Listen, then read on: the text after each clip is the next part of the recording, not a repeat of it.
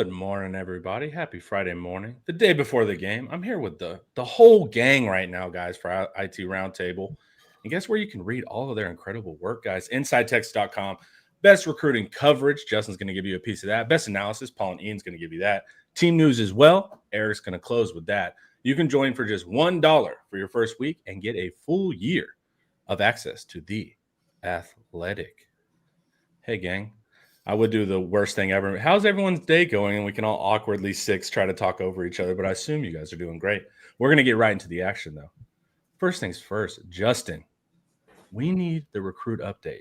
Who's visiting for this monumental matchup, Bearkats versus Longhorns? Yeah, I mean, anytime you host Sam Houston State, you got to have a recruiting visitor list that matches that superpower. And Texas actually did that. They saved their big guns for this weekend. And I'm not joking. The number one quarterback in 2027, Kavian Bryant out of Palestine Westwood, he's planning on being here this weekend. That's an important recruitment. Ahmad Hudson, the number one tight end in the country. He's out of Ruston, Louisiana. Inside Texas actually saw him about a year ago when we went and hung out with Aiden Anding. He's going to be on campus. And that one's one to watch because he's actually an LSU legacy. And I still think he's probably going to wind up there. But he's got multiple visits scheduled for Texas. And I can tell a little pattern in 2027. Texas is going big on tight ends. They've got to take two in that cycle, and it looks like they're going to go big game hunting again. Ahmad Hudson's going to be on campus as well. That's one to watch. He's also 6'8", and I'm of the impression if he gets to 6'9", or 6'10", he's going to take one of these basketball D1 offers because he's also a phenomenal guy on the court. And I just think maybe 6'10", maybe too tall for tight end in football. But I digress. The most important one, though, is 2026 running back commit Derek Cooper. He never took an official visit. This guy is the anomaly of recruiting. Like you take visits, you take OVs. This guy never did. And the funny part was his recruitment in the middle of the summer. He was ready to commit. He had a commitment date. He had the school he wanted, and then he told Inside Texas, "But I got to see Texas first. But I got to figure out about Texas." And then he commits to Texas on July 20th. Miami is still coming hardcore. Florida State is now, amping it up. We got to catch up with him yesterday. Got a new story at InsideTexas.com yesterday if you want to check out what he's looking for. But getting him on campus, I think, is big because anytime you have these out-of-state commits, you want to keep that connection. You want to keep that camaraderie, not only with the staff, with the players, but with the other recruits. And so Derek Cooper coming in, he wants to see how he'll fit in with the team. He wants to see kind of how the environment and what that pregame atmosphere is like. It's big that he's coming in as well. James Johnson, the number one defensive lineman in the country, he's a Texas commit. He's coming back. That's substantial because he was supposed to be at Miami this weekend, which is like a 10-minute drive. Instead, he's going to come see his Horns again after he saw them last weekend. That's a good sign, too, when more and more out-of-state kids are coming home to watch the Horns. Exciting. And Miami's playing Florida this week? And yes. We need Miami to get a loss, but I don't know if Florida's going to be able to do that for us. I watched them last night versus USF. Okay. So this week has been really fun with press conferences because Sark has to handle all these fun questions. One thing that I wanted to point out before we talked to Joe about the Arch Manning saga, Phil Longo last week or 2 weeks ago versus UNLV derided his fans because none of them showed up to the UNLV game. It looked like a COVID game, and I'm not exaggerating. And he basically said, y'all need to support us even though we're awful. Sark and company got booed.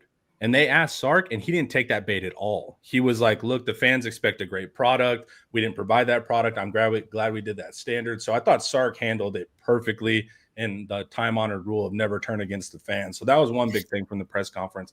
But Joe's on the ground, guys. We do these post-conference reactions. Joe's seen it all. How is Sark handling all the Arch hype and what's going on with Arch? Yeah, I think he did a good job this week of just knowing that was coming and having stuff ready for that. And he understands what we all see. They all see it too. He played really bad against UTEP. And there was a good question from one of the local TV stations from Spectrum. They asked, when is the player that you see in practice translating to the game? And we've had, good practice reports from Arch dating back from early August and even in the spring and things like that, where he would have great days. And then Sark was honest. He said, no, what you're seeing on Saturday is not what we typically see from Monday through Friday. And I like that honesty about it.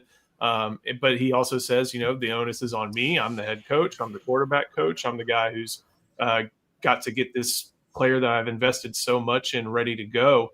And so I like that level of honesty, just talking about his quarterback, talking about not trying to deny what we've all seen with our own eyes about Arch Manning. And I thought we broke that down really well over the course of the past week between using Joel Klatt's comments on Threes. Pete Nakos had a great story, looking at some intel from other SEC coaches. Like, I think there's so much there to where Sark just knows it's this close.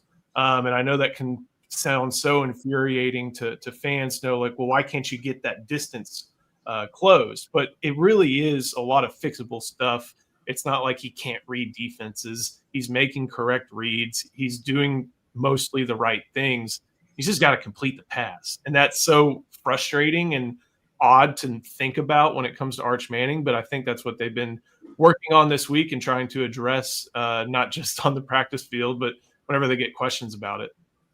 Yeah, and I can only describe his mood as like chipper in these press conferences. He's been incredibly positive, more positive than he's been when we were winning, right? And I think Paul pointed out on the show earlier that when you're winning, you actually want to be harder on the guys in this situation. But have you noticed anything kind of like Sark's, to me, is making an effort to be even more positive than usual?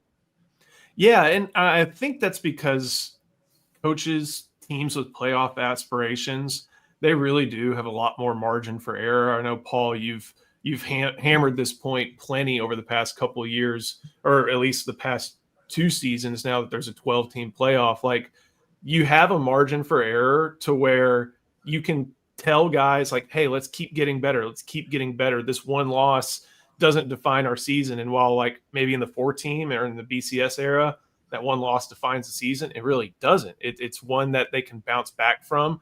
They can actually learn from and improve and get better with, and then take those lessons going forward into conference play to still be in contention for not just the conference title, but a playoff spot, maybe even a home game or a bye in the college football playoff. So I think he's very much looking at the big picture. You've heard that, look in the windshield is much bigger than the rear view mirror quote from him before. And I think that's the mindset that he's taking into this upcoming week. Yeah, about to be SEC play. We're about to hear an ad read from a really handsome guy with great voiceover work. So get ready for that, guys. If you're looking for a home in the Austin area, there's only one number to call. That's Laura Baker at 512-784-0505. Laura's a part of the elite Andy Allen team at Keller Williams Realty. She's helped Longhorns find their dream homes all over Central Texas. You can just ask our very own Ian Boyd, who moved from Michigan to Texas with Laura's help.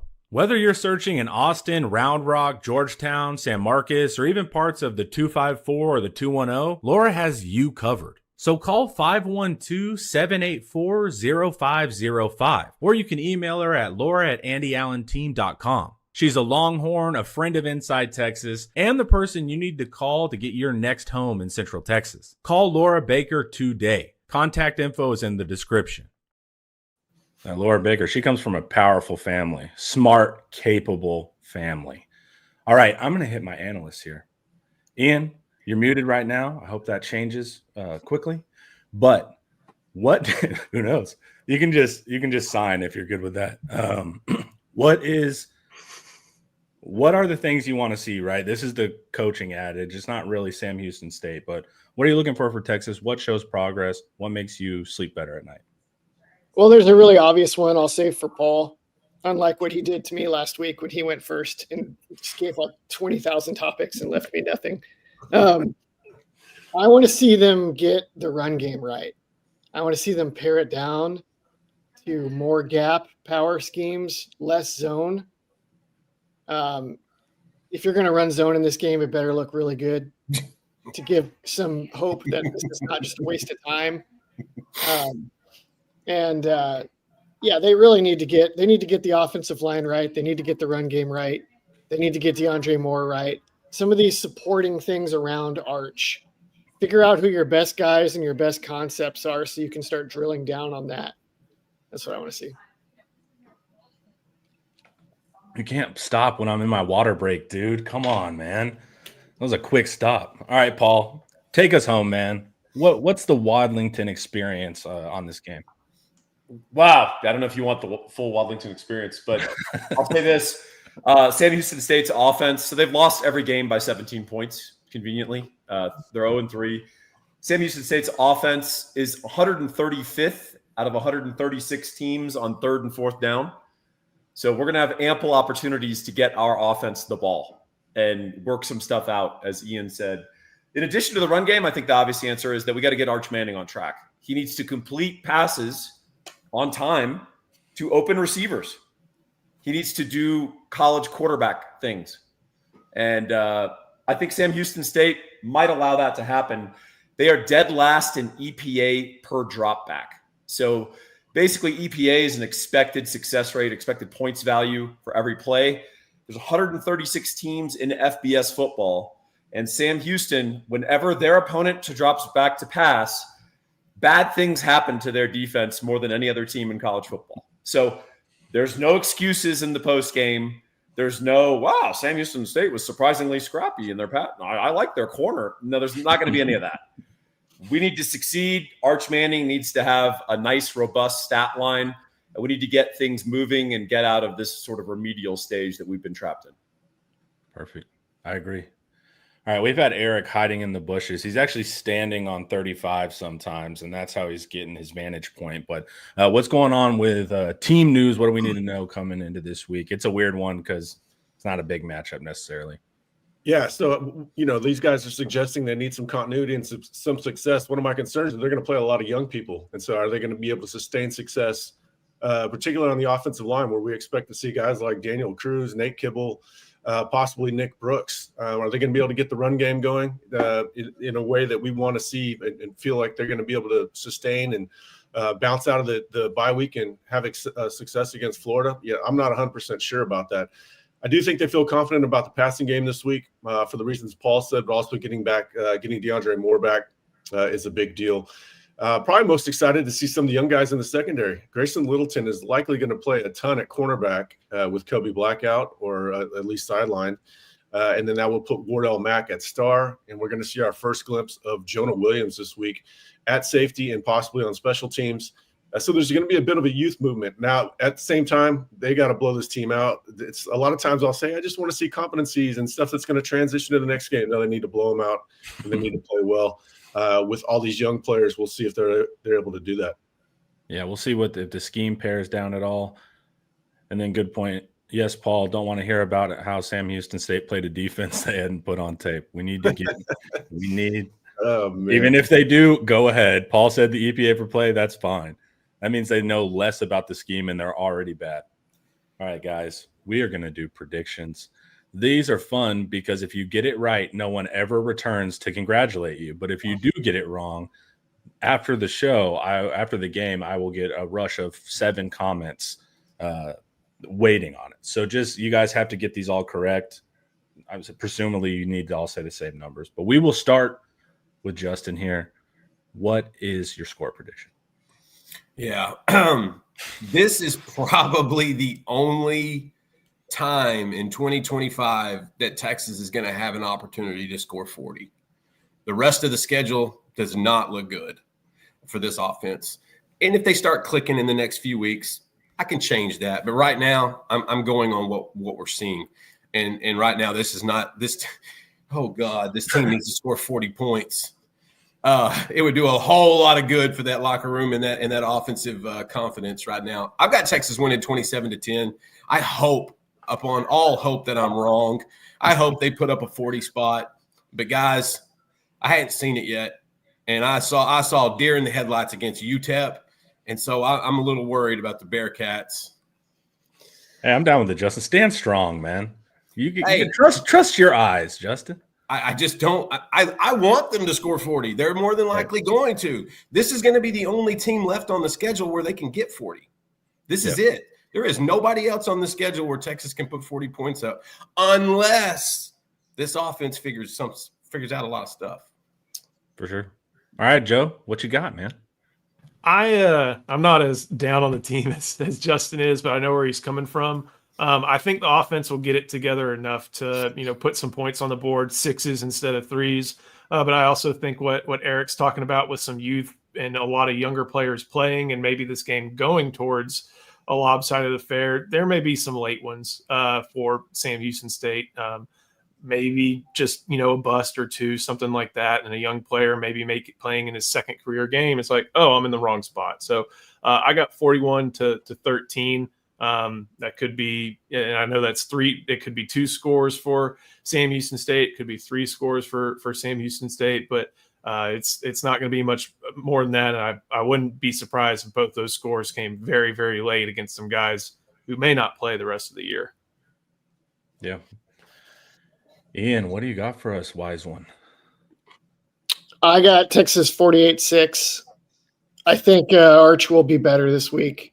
I think it's easy to forget. I mean, if the pressure compounds, obviously there's no floor. He can get a lot worse. But he threw for like 400 yards and 4 touchdowns just 2 weeks ago. So I don't think it's quite as dire as we have made it in our own heads. Like, for him to bounce back and be better is, to me, not insane to think that, especially with DeAndre Moore back. I have hope that Texas will get things more right this week.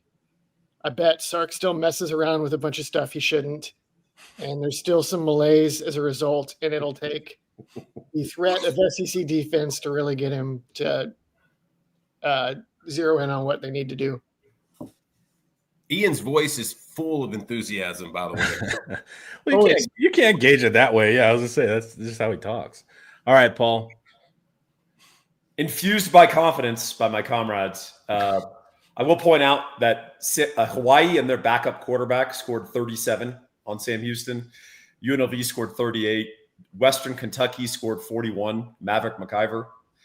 So I'm going to go Texas 42, Sam Houston 3, and I think we're going to have 28 up on the board at halftime. Yeah, anything over 2 scoring drives, whether that's a touchdown or a field goal for me, would be unlikely just because this offense is scary. And we still don't know who's going to play quarterback unless it got updated this morning. Okay, Eric, bring us home, man. Yeah, I got 42-7. I do think Arch is going to play well. His best game since San Jose State. Probably his best game all season. You're going to have to adjust for competition a little bit there. I do think that the run game is going to be a little iffy. I think Sark loves to tinker, like Ian is talking about. I wish he would hone in. I wish he would have honed in on the good run schemes. We've been talking about gap schemes better than zone last week, and then they go like a full bore game plan. And this week, bouncing the bye week with some confidence ahead of Florida. He likes to tinker. He has a very good he has high confidence in his ability to sort of get this team going, it seems like, and I have a little bit of confidence in his ability to do that. I feel a lot better about this thing if I see Arch play well. I do think the run game is going to round into form over time. But, man, they've got some issues. I don't think they're going to change their starting lineup on the offensive line. That's a bit concerning. Anxious to see what the young guys can do. There's going to be some miscues for sure. Probably some frustrating penalties, but in the end, 42-7, Texas is way too talented. Sam Houston State's not very good. And even when the young guys are in, they're extremely hungry and talented, particularly on defense. I think they're going to play a good game on that side of the ball for sure. And I predict great content coming up inside the program, a pregame show, a postgame show. Guys, stay tuned in. Also, if you want to read all these guys' works and many more, you can join Inside Texas for only $1 single for your first week and get a full year of access to The Athletic. Chat, thank you guys this morning. You guys were active. Have a great Friday. To my IT gang, big ups. Mad respect to you guys, man. So I'm excited. Be on the lookout. Inside the Program is coming later today. Peace.